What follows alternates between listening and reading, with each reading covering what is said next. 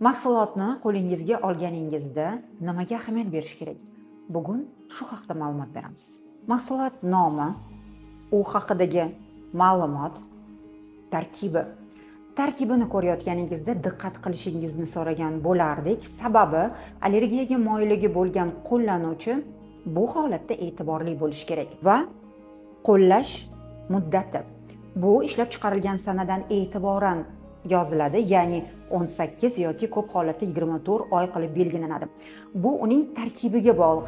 Shuningdek, ishlab chiqarilgan sana qadoqqa alohida urilgan bo'ladi.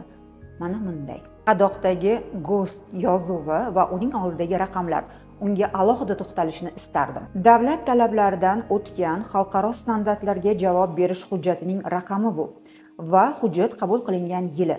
Mahsulot flakonida 3 tildagi ma'lumotlarni ko'rishingiz mumkin. Bu bojxona ittifoqining talablariga muvofiq tanlangan. Yana bir muhim ma'lumot. O'zbekistonga kirib kelayotgan har bir mahsulotimiz maxsus tekshiruvlardan o'tib sertifikatlashtiriladi. Mahsulotlarimiz jonivorlarda sinalmaydi va halol tarkibga ega. Xaridingiz manfaatli bo'lsin.